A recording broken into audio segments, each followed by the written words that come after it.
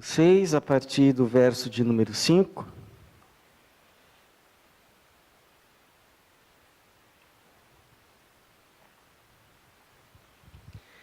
E quando orardes, não sejais como os hipócritas, pois gostam de orar em pé nas sinagogas e nas esquinas das ruas, para serem vistos pelos homens. Em verdade vos digo que eles já receberam a sua recompensa.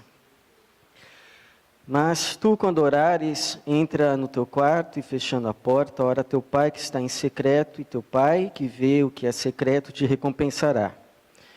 Quando orardes, não useis de repetições inúteis, a exemplo dos gentios, pois eles pensam que serão ouvidos pelo muito falar.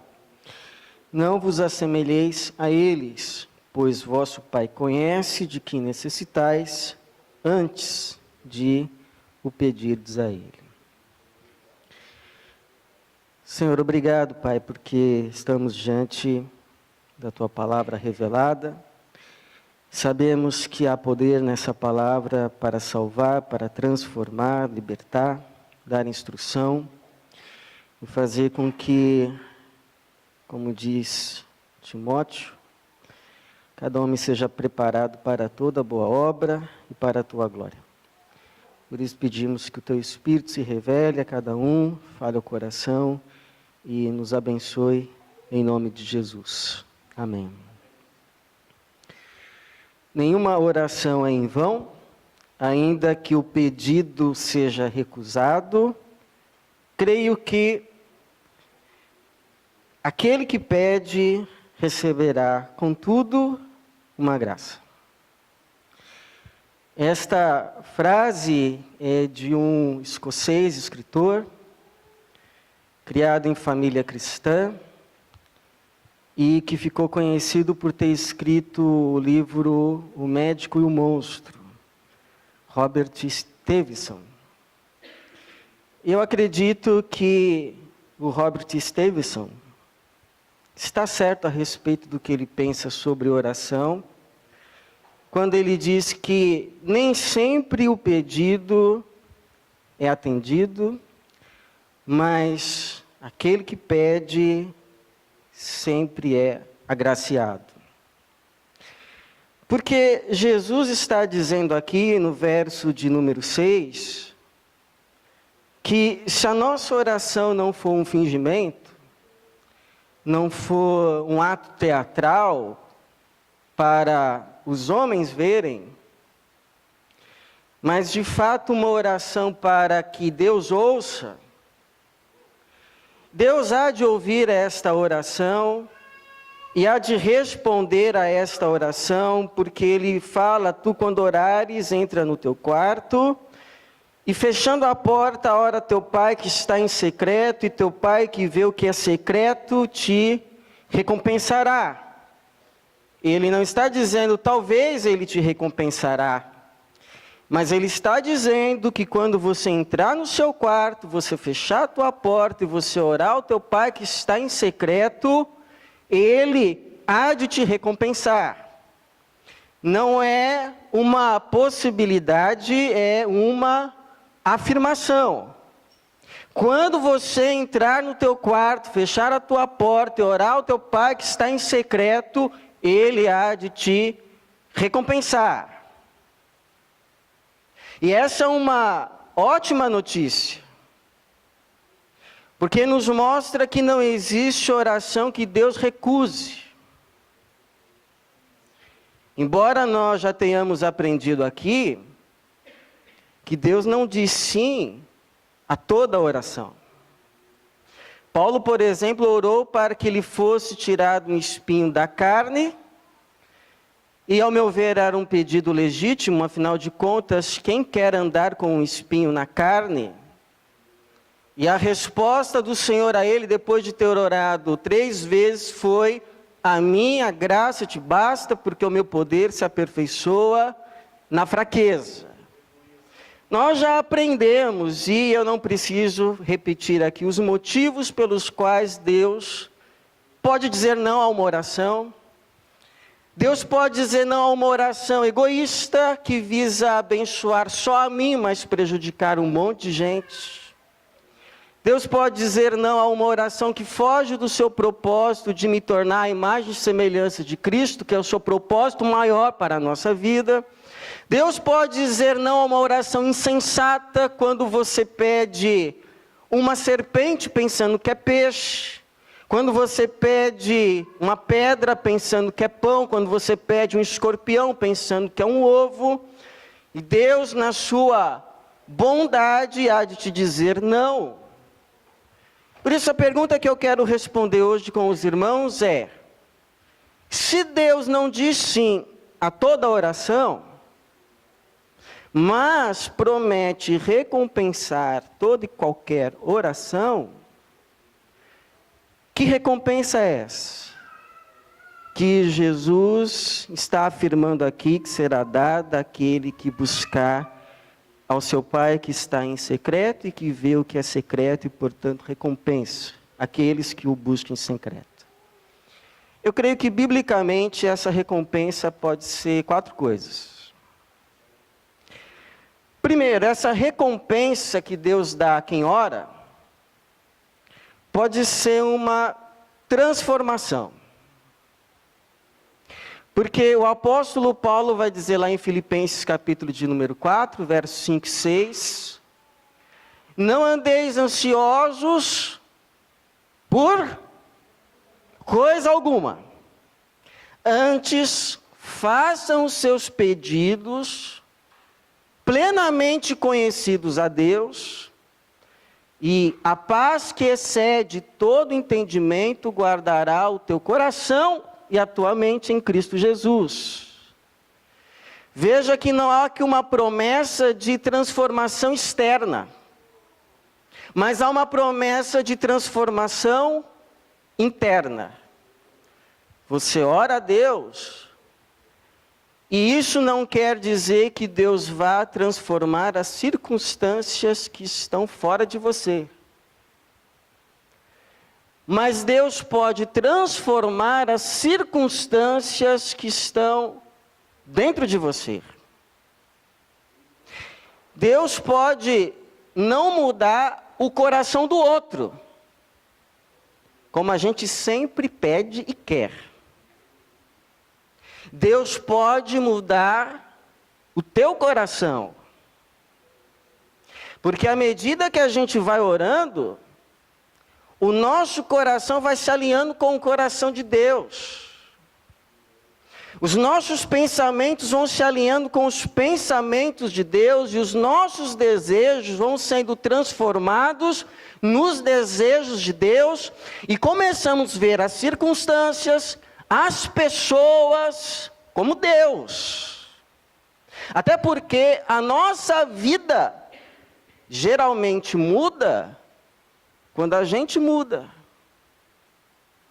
Por exemplo, o caso daquela lagarta que vivia rastejando no jardim. Até que um dia ela subiu numa árvore, fez um casulo, e depois de um tempo, uma perninha, a outra, uma asa, a outra parte da asa, a outra, e ela nunca mais rastejou, só voou, nunca mais reclamou do jardim. Embora estivesse ainda no mesmo jardim, as pedras eram as mesmas, as plantas e flores as mesmas, as árvores as mesmas. Quem não era a mesma era ela. Deus pode transformar as circunstâncias exteriores? Sim, pode. Mas Ele está mais interessado em transformar as circunstâncias interiores. Segundo, essa recompensa pode ser uma instrução de sabedoria. Porque às vezes a solução de um problema está diante de nós, só que a gente está tão angustiado e aflito que a gente não vê. O Tiago, ele diz lá na sua epístola, aquele que tem falta de sabedoria. E o que é sabedoria? Senão a capacidade de enxergar as circunstâncias e a realidade de fato como ela é, e saber lidar com essas circunstâncias e realidades como se deve. Há uma grande diferença entre ser inteligente e ter sabedoria.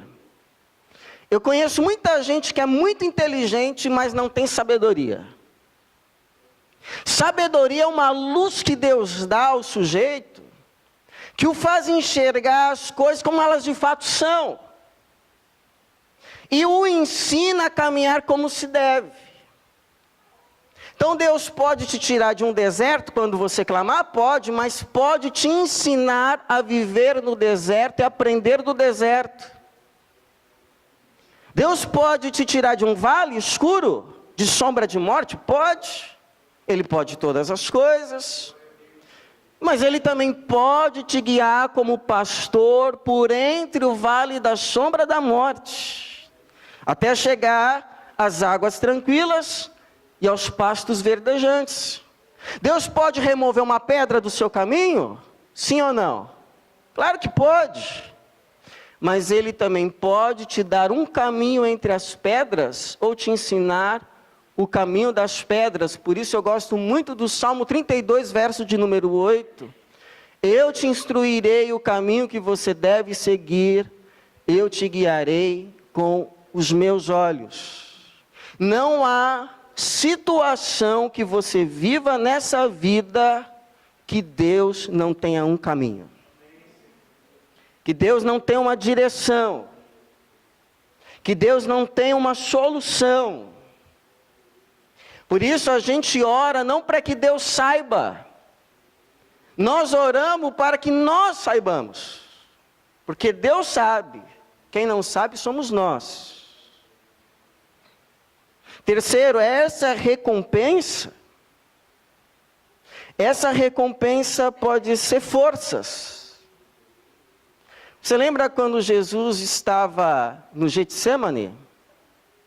E ele sabia que daqui a pouco ele seria preso, ele seria espancado, ele seria esbofeteado, ele seria humilhado, ele seria ridicularizado, ele seria crucificado, ele seria morto nas mãos dos gentios, traído pelos seus amigos, entregue pelos judeus, os da sua raça, e aquilo enche o seu coração de agonia tal que ele se prostra rosto em terra, e ele começa a orar tão intensamente, mas tão intensamente, que o evangelista vai registrar que ele começa a suar sangue.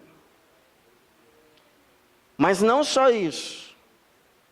É registrado também que Deus lhe envia um anjo, que o conforta, que o encoraja e que o fortalece. E aí então ele se levanta daquela oração encorajado. E ele levanta-se daquela oração fortalecido. Deus não o livrou da cruz. Lembre-se da oração: Pai, se tu quiseres, se te é possível, afasta de mim esse cálice. Contudo, não seja o que eu quero, mas o que tu queres. E Deus responde à oração. Não o livrou da cruz, mas o fortaleceu não apenas para passar pela cruz, mas vencer a cruz. Porque a cruz passou, mas ele ressuscitou. E está assentado à direita de Deus, até que todos os seus inimigos sejam colocados sob o estrado de seus pés. E quando ele voltar, até aqueles que o trespassaram, o verão. Antes da coroa, há uma cruz. Orar para que Deus tire a cruz, é orar para que Deus também remova a coroa. Há orações que Deus vai te dizer, você tem que passar. Mas saiba que você não vai passar sozinho, eu vou passar com você e eu vou te fortalecer. Não há o que temer. Eu estou com você. No mundo tereis aflições, mas tem de bom ânimo. Eu venci a cruz, eu venci o diabo, eu venci o mundo. É por isso que o autor de Hebreus vai dizer: nós não temos um sumo sacerdote que não possa se compadecer das nossas fraquezas. Antes, um que em tudo foi tentado, mas sem pecado. Por isso, nos aproximemos do trono da graça, a fim de recebermos misericórdia e a seu tempo sermos socorridos. A seu tempo sermos socorridos. Essa recompensa pode ser então uma transformação interior. Essa recompensa pode ser uma instrução. Esta recompensa pode ser forças.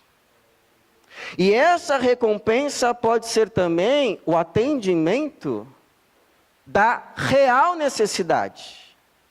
Teve uma vez que nós íamos fazer uma ação evangelística numa favela, com uma equipe, e aí me pediram para orar. E aí eu orei assim: Senhor, nós estamos indo, que o Senhor, por favor, nos acompanhe, nos proteja e nos use para a tua glória em nome de Jesus. Amém.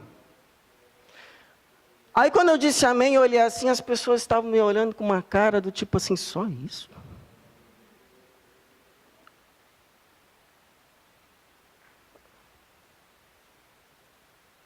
Então parece que tem assim no nosso imaginário religioso a ideia de que quanto mais a gente falar, mais Deus vai ouvir. Ou quanto mais alto a gente levantar a voz, mais Deus será impactado.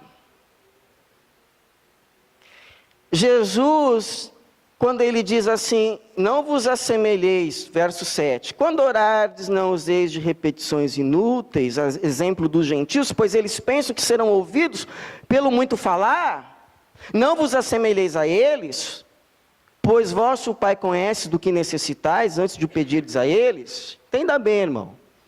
Jesus não está dizendo que orar alto ou orar baixo seja errado. Ele não está dizendo que orar com muitas palavras ou orar com poucas palavras seja certo ou errado. Ele não está nem sequer dizendo que você não possa repetir uma oração, porque ele mesmo, no Vale do Getsemane, ele repete a mesma oração 3 vezes. Não é isso que ele está dizendo. O que ele está dizendo é que Deus não se deixa manipular. É que não é nenhuma dessas coisas, orar baixo, orar alto, orar com muitas palavras, orar com poucas palavras, que vai fazer Deus dizer sim ou não a uma oração. Porque o que faz Deus dizer sim ou não a uma oração não é o que a gente fala, é o que ele sabe. Ele diz no verso 8: não vos assemelheis a eles, pois o vosso Pai sabe. O vosso Pai conhece. O vosso Pai está a par do que necessitais. Quando o Senhor Jesus, depois que eu oro, não. Vosso Pai conhece do que necessitais, como está escrito aí na sua Bíblia? Vosso Pai conhece do que necessitais antes de o pedirdes a Ele. E aí eu pergunto para você se não é assim também com o seu filho, com a sua filha. Se você tem acho muito difícil um dia ela chegar para você e dizer assim, ó papai, olha mamãe, ano que vem eu já estou completando 4 anos, então, por favor, não se esqueça que o ano que vem eu preciso iniciar minha carreira escolar. Você está a par disso, papai? Você está a par disso, mamãe? Por favor, já comece a orar desde hoje, começar a fazer uma campanha desde hoje, para que o ano que vem, o Senhor não se esqueça de me abençoar com uma matrícula, pelo menos no Spelling Group. É assim que funciona?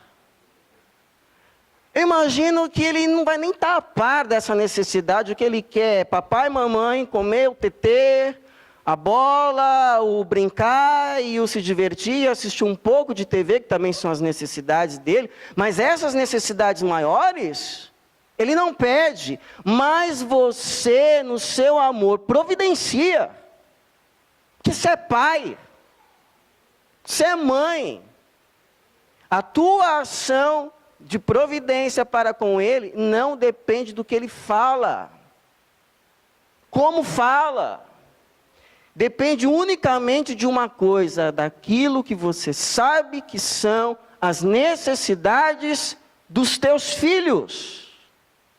E com Deus não é diferente. Jesus chama Deus aqui de Pai. Não vos assemelheis a eles, pois o vosso Pai sabe do que necessitais antes de o pedirdes a Ele. Sabe o que eu acho engraçado? É que Deus age em nossa vida não apenas de acordo com as necessidades que nós relatamos a Ele em oração, mas também de acordo com as necessidades que nós não falamos. Ele age de acordo com as necessidades que a gente reconhece que tem, mas também age de acordo com as necessidades que a gente não reconhece que tem. Ele age de acordo com as necessidades que a gente sabe e com as necessidades que a gente não sabe.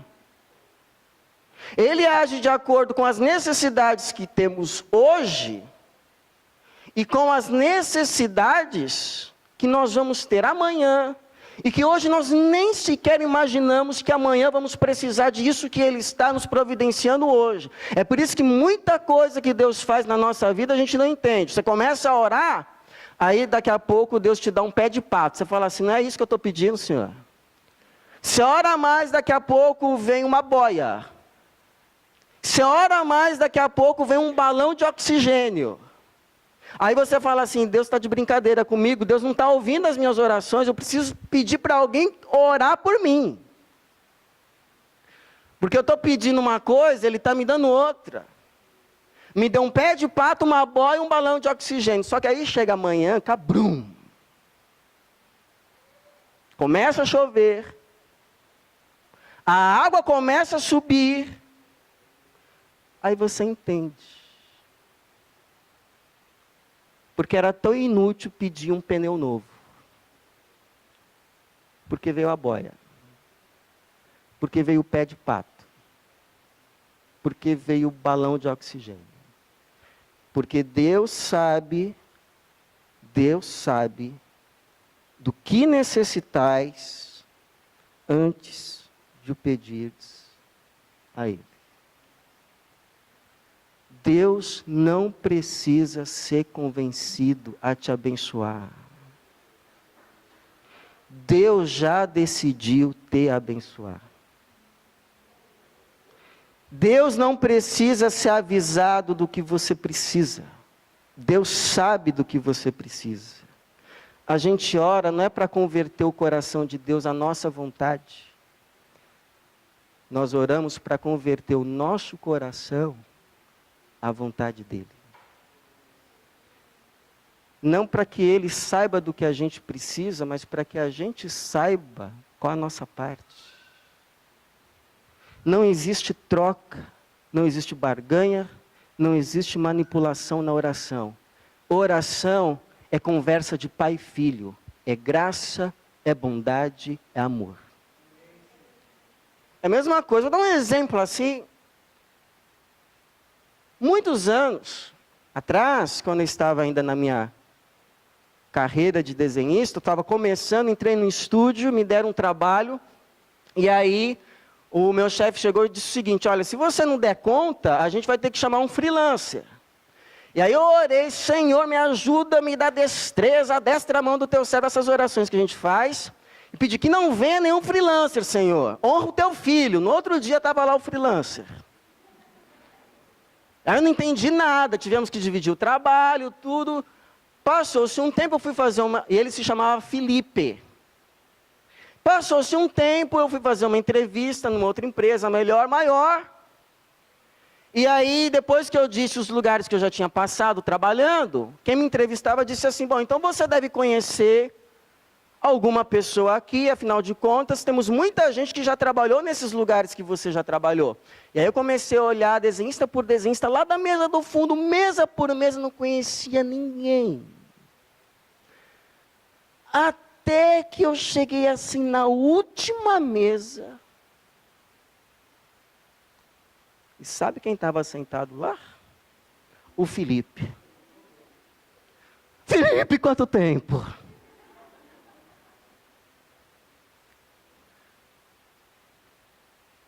Eu não estou dizendo que vai acontecer isso com você toda vez que você orar. Mas eu estou dizendo que muita coisa que Deus está fazendo hoje na sua vida, que você não entende, é providência para o amanhã. Porque Deus sabe do que você precisa, antes de você pedir a Ele. Então não existe oração inútil, não existe oração vã. Vale a pena entrar no quarto, fechar a porta, se ajoelhar, derramar o seu coração diante do Senhor. Isso não quer dizer que você vai sair desse quarto com aquilo que você pediu, porque Deus não é Papai Noel e Deus não é gênio da lâmpada. Deus é Pai. Deus é Pai. Mas quer dizer que você não sairá desse quarto de mãos vazias. Deus não despede de mãos vazias aqueles que se reconhecem pobres e dependentes dEle. Deus não despreza quem se chega a Ele com o coração quebrantado e contrito. Quando você se ajoelhar, quando você orar, Deus te dará paz no seu interior. Deus te dará sabedoria, Deus te dará forças, e Deus te dará aquilo que de fato Ele sabe, você precisa e precisará. Porque Paulo vai dizer assim: o meu Deus suprirá todas as suas necessidades em Cristo Jesus. Que assim seja, que Deus nos abençoe. Amém.